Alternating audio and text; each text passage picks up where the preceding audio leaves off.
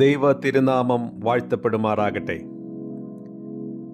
നാം സ്വീകരിച്ചു പറയുന്ന അപ്പസ്തോലനും മഹാപുരോഹിതനുമായ യേശു ക്രിസ്തുവിൻ്റെ നിസ്തുല നാമത്തിൽ എഡിഫയിങ് തോട്ട്സിൻ്റെ എല്ലാ മാന്യ ശ്രോതാക്കൾക്കും എൻ്റെ സ്നേഹവന്ദനം. പിതാവായ ദൈവത്തിങ്കൽ നിന്നും കർത്താവായ യേശു ക്രിസ്തുവിൽ നിന്നും നിങ്ങൾക്ക് കൃപയും സമാധാനവും ഉണ്ടാകുമാറാകട്ടെ. ഉൽപ്പത്തിയിലെ ഉറവകൾ, സ്പ്രിങ്സ് ഓഫ് ജെനസിസ് എന്ന തലക്കെട്ടിൽ ഉൽപ്പത്തി പുസ്തകത്തിൽ നിന്നുള്ള ഒരു വചന പഠന പരമ്പരയുടെ 8ാമത്തെ ഭാഗത്തിലേക്ക് ഏവർക്കും സ്വാഗതം. ഉൽപ്പത്തി പുസ്തകം 1-ാം അധ്യായത്തിൽ നിന്ന് ചില പ്രധാനപ്പെട്ട ചിന്തകളാണ് കഴിഞ്ഞ ക്ലാസ്സുകളിൽ നാം ചിന്തിച്ച് വരുന്നത്. ആദിയിൽ ദൈവം എന്നുള്ളതായിരിക്കുന്ന തലക്കെട്ടിൽ ദൈവത്തിന് പ്രഥമ സ്ഥാനം നൽകുമ്പോൾ നമുക്ക് ലഭിക്കുന്ന ആത്മീക അനുഗ്രഹങ്ങൾ എന്തൊക്കെയാണ് എന്നാണ് നാം ചിന്തിച്ച് വരുന്നത്. കഴിഞ്ഞ ആഴ്ചയിലെ ക്ലാസ്സിൽ ദൈവത്തിന് പ്രഥമ സ്ഥാനം നൽകുമ്പോൾ ദൈവത്തിൻ്റെ ആത്മാവ് നമ്മുടെ ഉള്ളിൽ പരിവർത്തിച്ചു തുടങ്ങുന്നു എന്ന് നമുക്ക് കാണുവാനായിട്ട് കഴിഞ്ഞു. ഇന്ന് ഉൽപ്പത്തി പുസ്തകം അതിൻ്റെ 1-ാം അധ്യായം 3-4 വാക്യങ്ങൾ നമുക്കൊരുമിച്ച് വായിക്കാം. വെളിച്ചം ഉണ്ടാകട്ടെ എന്ന് ദൈവം കൽപ്പിച്ചു, വെളിച്ചം ഉണ്ടായി. വെളിച്ചം നല്ലത് എന്ന് ദൈവം കണ്ടു. ദൈവം വെളിച്ചവും ഇരുളും തമ്മിൽ വേർപിരിച്ചു. ദൈവം വെളിച്ചത്തിന് പകലെന്നും ഇരുളിന് രാത്രി എന്നും പേരിട്ടു. സന്ധ്യയായി, ഉഷസ്സുമായി 1-ാം ദിവസം. ദൈവം വെളിച്ചം സൃഷ്ടിക്കുന്ന മനോഹരമായിരിക്കുന്ന സത്യമാണ് ഇവിടെ നമുക്ക് കാണുവാനായിട്ട് കഴിയുന്നത്. നമ്മുടേതായിരിക്കുന്ന ഇന്നത്തെ ചിന്താവിഷയം വെളിച്ചത്തോടുള്ള ബന്ധത്തിൽ ആണ് എന്നുള്ളതിന് യാതൊരു സംശയവുമില്ല. ഞാൻ ഇങ്ങനെ പറയുവാനായിട്ട് ആഗ്രഹിക്കുകയാണ്.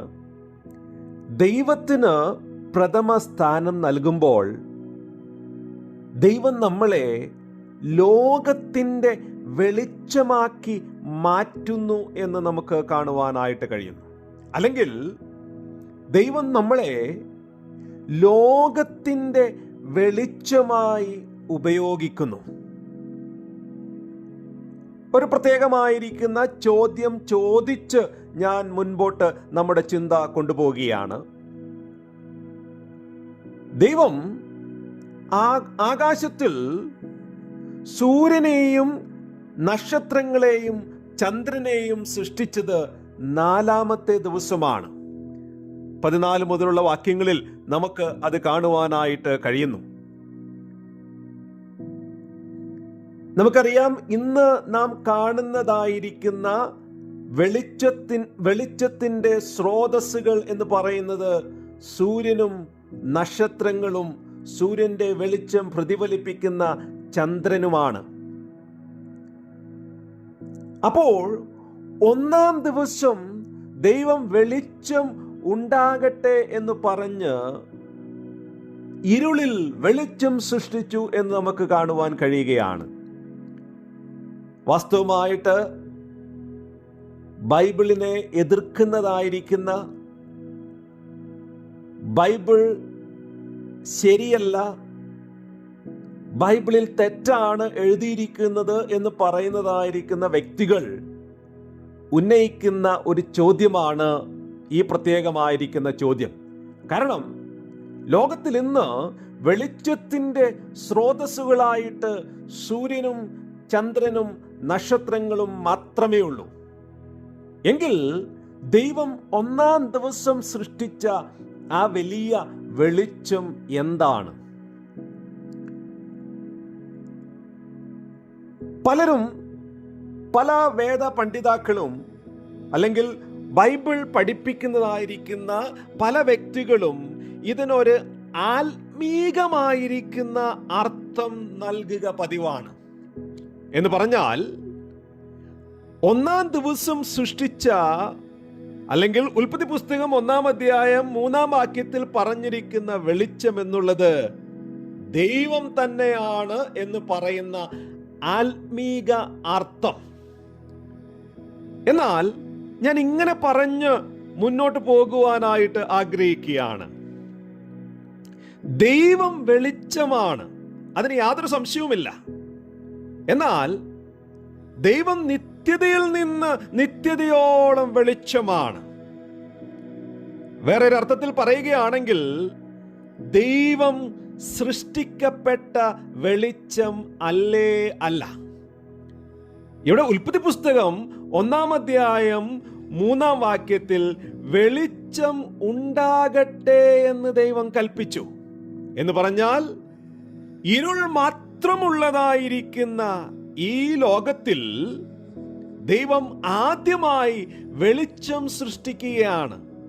ഇതൊരു ആത്മീക വെളിച്ചത്തെ കുറിച്ച് അല്ല പറയുന്നത്, അല്ലെങ്കിൽ ദൈവത്തിൻ്റെ വെളിച്ചത്തെ കുറിച്ച് അല്ല പറയുന്നത്, മറിച്ച് ഇത് ഭൂമിയിൽ ദൈവം സൃഷ്ടിച്ച വെളിച്ചത്തെ കുറിച്ചാണ് പറയുന്നത്. പ്രിയ ദൈവമക്കളെ, എന്നെ കേൾക്കുന്ന പ്രിയ സഹോദര സഹോദരി സ്നേഹിത, ഒരു കാര്യം മനസ്സിലാക്കുക. ദൈവമായിരിക്കുന്ന വെളിച്ചത്തെ വീണ്ടും സൃഷ്ടിക്കേണ്ടതിന്റെ ആവശ്യമില്ല. അതുകൊണ്ട് തന്നെ ഉൽപ്പത്തി പുസ്തകം 1-ാം അധ്യായം 3-ാം വാക്യത്തിൽ പറയുന്ന വെളിച്ചം ദൈവം ആകുന്ന വെളിച്ചം അല്ല, മറിച്ച് ഇത് ഭൂമിയിൽ പ്രകാശിക്കുവാനായി ദൈവം സൃഷ്ടിച്ച വെളിച്ചമാണ്. അപ്പോൾ അത് എന്ത് വെളിച്ചമായിരിക്കാം? ഞാൻ പെട്ടെന്ന് അതിനുള്ളതായിരിക്കുന്ന ഒരു വ്യാഖ്യാനം പറഞ്ഞ് മുന്നോട്ട് പോകുവാനായിട്ട് ആഗ്രഹിക്കുകയാണ്. ഉൽപ്പത്തി പുസ്തകം എഴുതിയതായിരിക്കുന്ന, അല്ലെങ്കിൽ ദേവദാസനായിരിക്കുന്ന മോശെ എഴുതിയ എബ്രായ ഭാഷയിൽ സൃഷ്ടിച്ചു എന്നുള്ളതായിരിക്കുന്ന പദത്തിന് ഉൽപ്പത്തി പുസ്തകം 1-ാം അധ്യായത്തിൽ 2 വാക്കുകളാണ് ഉപയോഗിച്ചിരിക്കുന്നത്.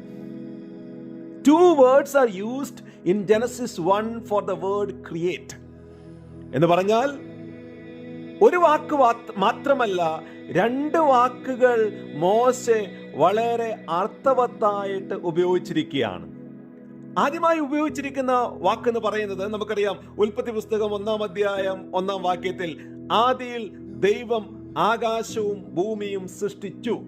അവിടെ സൃഷ്ടിച്ചു എന്ന് പറയുന്നതായിരിക്കുന്ന വാക്കിന് പറഞ്ഞിരിക്കുന്ന വാക്ക് ബാര, BARA, ബാര എന്നുള്ളതായിരിക്കുന്ന എബ്രായ പദമാണ് അവിടെ ഉപയോഗിച്ചിരിക്കുന്നത്.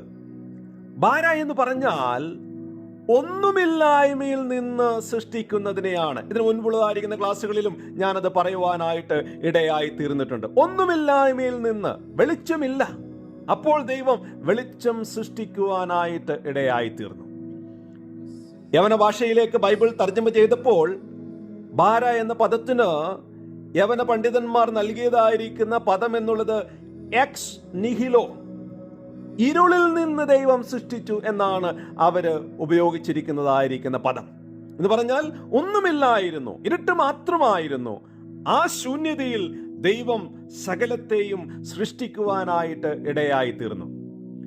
അതേസമയം ഉൽപ്പത്തി പുസ്തകം 1-ാം അധ്യായത്തിൽ ദൈവദാസനായ മോശെ സൃഷ്ടിച്ചു അല്ലെങ്കിൽ ഉണ്ടാക്കി എന്നുള്ളതായിരിക്കുന്ന പദത്തിന് വേറെ ഒരു എബ്രായ പദം ഉപയോഗിച്ചിരിക്കുകയാണ്. അതാണ് ആശ. നമുക്കറിയാം, മലയാളത്തിൽ ഈ പേരുള്ള അനേക സഹോദരിമാരുണ്ട് എന്ന് നമുക്കറിയാം. ആശ എന്നുള്ളത് സൃഷ്ടിച്ചു അല്ലെങ്കിൽ ഉണ്ടാക്കി എന്നുള്ളതായിരിക്കുന്ന പദത്തിന് എബ്രായ ഭാഷയിൽ ഉപയോഗിച്ചിരിക്കുന്നതായിരിക്കുന്ന പദമാണ്. ആശ എന്ന് പറഞ്ഞാൽ വെളിച്ചത്തിലേക്ക് കൊണ്ടുവരിക എന്നുള്ളതാണ്, അല്ലെങ്കിൽ അതതിൻ്റെ സ്ഥാനത്ത് അതിനെ പ്രതിഷ്ഠിക്കുക, വെക്കുക എന്നുള്ള അർത്ഥമാണ്. To make manifest or to arrange in its own place. ഈ 2 പദങ്ങളും ഒന്ന് മനസ്സിലാക്കുമ്പോൾ ഈ വെളിച്ചത്തിന്റെ സത്യം നമുക്ക് മനസ്സിലാക്കുവാനായിട്ട് കഴിയും. ഉൽപ്പത്തി പുസ്തകത്തിന്റെ സൃഷ്ടിയുടെ മനോഹാരിത അതാണ്. എന്ന് പറഞ്ഞാൽ സൃഷ്ടിക്കുവാൻ, ഒന്നുമില്ലായ്മയിൽ നിന്ന് സൃഷ്ടിക്കുന്ന ഒരു ദിവസം, ബാര ക്രിയേഷൻ, ഒന്നുമില്ലായ്മയിൽ നിന്ന് ദൈവം സൃഷ്ടിക്കുന്ന ദിവസം. എന്നിട്ട് വേറൊരു ദിവസത്തിൽ അവിടെ നടക്കുന്നത്, ആ ഒന്നുമില്ലായ്മയിൽ നിന്ന് സൃഷ്ടിച്ചത് അതതിൻ്റെതായിരിക്കുന്ന സ്ഥാനത്ത് മനോഹരമായി വെളിപ്പെടുത്തി അറേഞ്ച് ചെയ്യുന്നതായിരിക്കുന്ന പ്രക്രിയ. അതിനെ ബാര എന്നല്ല ഉപയോഗിച്ചിരിക്കുന്നത് മോശെ, മറിച്ച് ആശ എന്നാണ് ഉപയോഗിച്ചിരിക്കുന്നത്. അതതിൻ്റെ സ്ഥാനത്ത് ആക്കി വെക്കുക, അല്ലെങ്കിൽ വെളിച്ചത്തിലേക്ക്, കാണുന്ന അവസ്ഥയിലേക്ക്, ആയിരിക്കേണ്ട സ്ഥലത്തേക്ക് കൊണ്ടുവന്ന് വെക്കുക.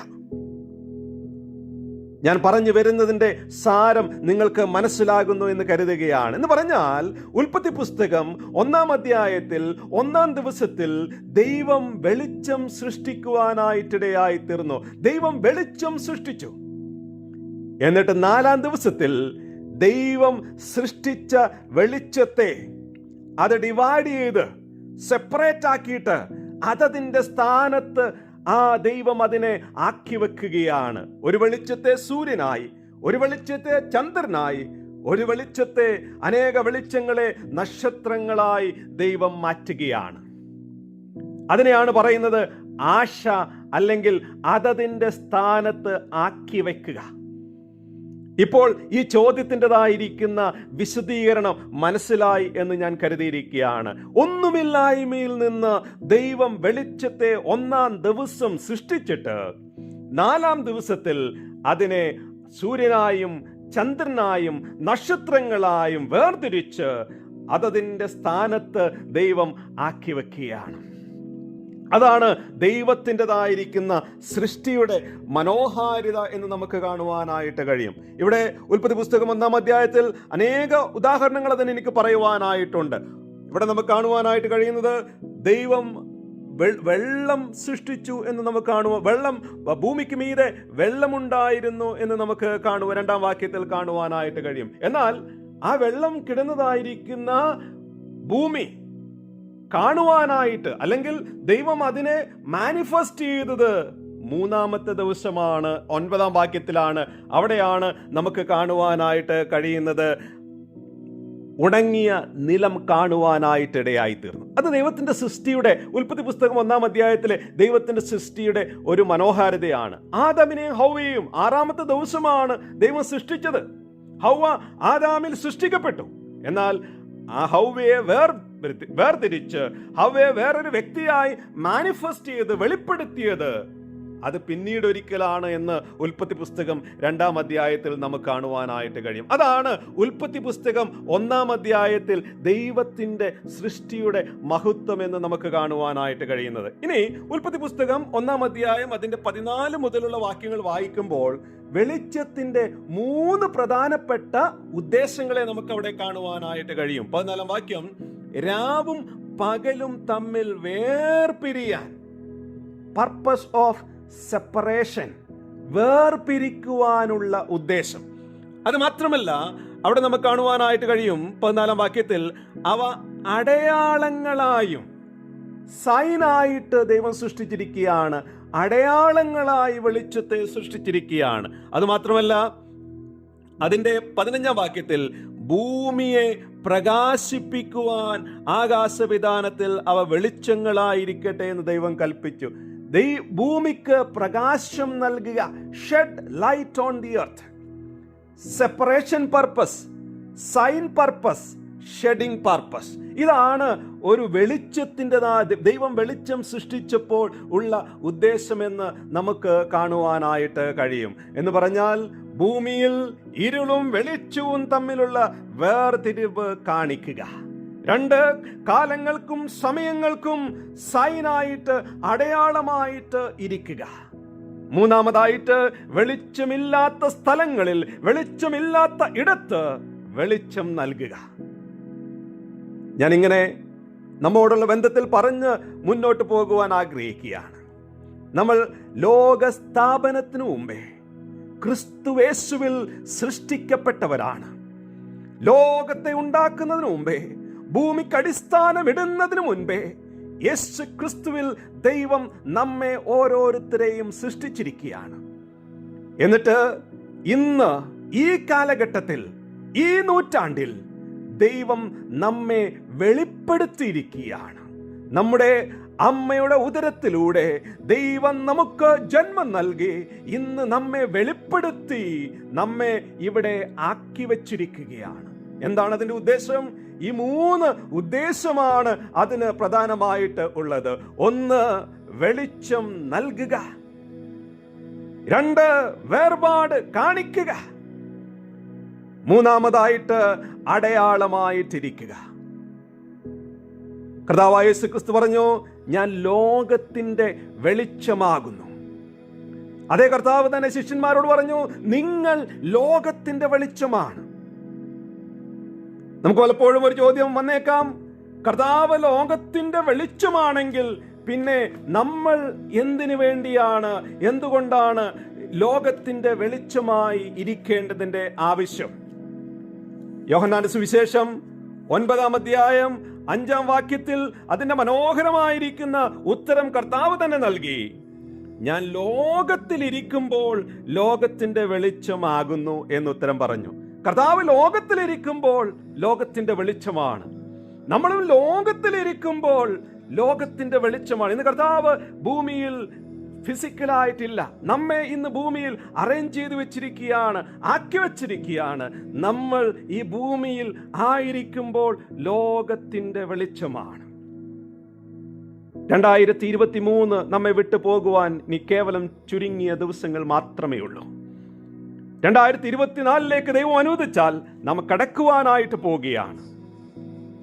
2023 ഈ ലോകത്തിന്റെ വെളിച്ചമായി, വേർതിരിവ് കാണിക്കുന്നവനായി, അടയാളമായി എനിക്ക് ഇരിക്കുവാനായിട്ട് കഴിഞ്ഞിട്ടുണ്ടോ? നമുക്കൊരു തീരുമാനമെടുക്കാം. കർത്താവേ, 2024 തരികയാണെങ്കിൽ ഈ ലോകത്തിന്റെ വെളിച്ചമായിട്ട്, എന്നെ ആക്കിയിരിക്കുന്ന സ്ഥലത്ത് ലോകത്തിന്റെ വെളിച്ചമായിട്ട്, എന്നെ ആക്കിയിരിക്കുന്ന സ്ഥലത്ത് അടയാളമായിട്ട്, എന്നെ ആക്കിയിരിക്കുന്ന സ്ഥലത്ത് വേർപാട് കാണിക്കുന്നവനായി ജീവിക്കുവാൻ എന്നെ സഹായിക്കണമേ. യൂത്തിക്കോസിനെ കുറിച്ച് നാം വായിക്കുന്നത്, യൂത്തിക്കോസ് ആ മാളിക മുറിയിൽ അനേക വെളിച്ചങ്ങൾ ഉണ്ടായിരുന്നത് കൊണ്ട് ആ കിളിവാതിക്കൽ പോയി ഇരിക്കുവാനായി വെളിച്ചത്തിൽ നിന്ന് അകന്നിരുന്നു. യൂത്തിക്കോസ് താഴെ വീണ് മരിച്ചു പോകുവാനായിട്ടിടയായിത്തീർന്നു. ഉറങ്ങുന്നവനെ ഉറക്കത്തിൽ നിന്ന് എഴുന്നേൽക്ക, ക്രിസ്തു നിന്റെ മേൽ പ്രകാശിക്കട്ടെ. എഡിഫൈങ് തോട്ട്സിന്റെ എല്ലാ മാന്യശ്രോതാക്കൾക്കും ഏറ്റവും അനുഗ്രഹമായിരിക്കുന്ന, സമൃദ്ധി നിറഞ്ഞ, ആത്മീകമായിട്ട് ഉന്നമനം പ്രാപിക്കുവാൻ കഴിയുന്ന ഒരു 2024 ദൈവം നൽകുമാറാകട്ടെ. ആമേൻ. ദൈവനാമം മഹത്വപ്പെടുമാറാകട്ടെ. കാഹള ശബ്ദം കേൾക്കാറായി, കാന്തൻ യേശു വരുവാറായി. കാഹള ശബ്ദം കേൾപ്പാനായി ഉണർന്നിരിക്കാം സോദരരെ, ഉണർന്നിരിക്കാം സോദരരെ. കാഹള ശബ്ദം കേൾക്കാറായി, കാന്തൻ യേശു വരുവാറായി. കാഹള ശബ്ദം കേൾപ്പാനായി ഉണർന്നിരിക്കാം സോദരരെ, ഉണർന്നിരിക്കാം സോദരരെ.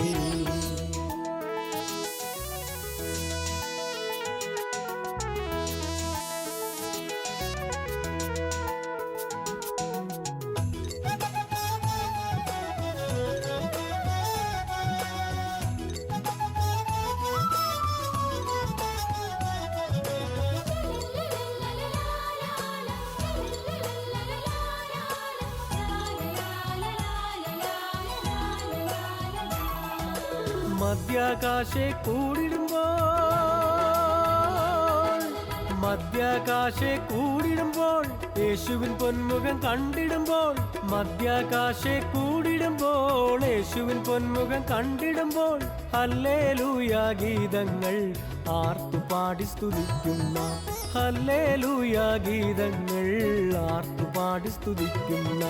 കാഹള ശബ്ദം കേൾക്കാറായി, കാന്തൻ യേശു വരുവാറായി. കാഹള ശബ്ദം കേൾപ്പാനായി ഉണർന്നിരിക്കാം സോദരരെ, ഉണർന്നിരിക്കാം സോദരരെ.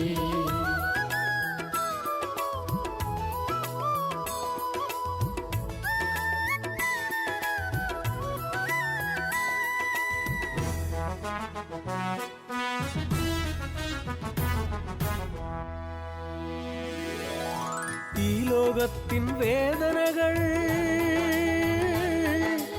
ഈ ലോകത്തിൻ വേദനകൾ നൊടിനേരത്തിൽ മാറിടുമേ, ഈ ലോകത്തിൻ വേദനകൾ നൊടിനേരത്തിൽ മാറിടുമേ. കർത്തൻ യേശു വന്നിടുമ്പോൾ കണ്ണീരെല്ലാം നീങ്ങിടുമേ, കർത്തൻ യേശു വന്നിടുമ്പോൾ കണ്ണീരെല്ലാം നീങ്ങിടുമേ. കാഹള ശബ്ദം കേൾക്കാറായി കാന്തൻ യേശു വരുവാറായി, കാഹള ശബ്ദം കേൾപ്പാനായി ഉണർന്നിരിക്കാം സോദരരെ, ഉണർന്നിരിക്കാം സോദരരെ.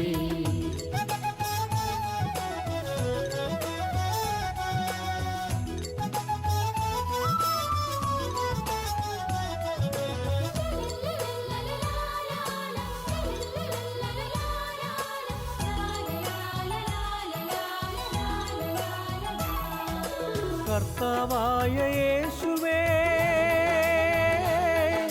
കർത്താവായ യേശുവേ, വേഗം നീ വന്നിടണേ, കർത്താവായ യേശുവേ, വേഗം നീ വന്നിടണേ.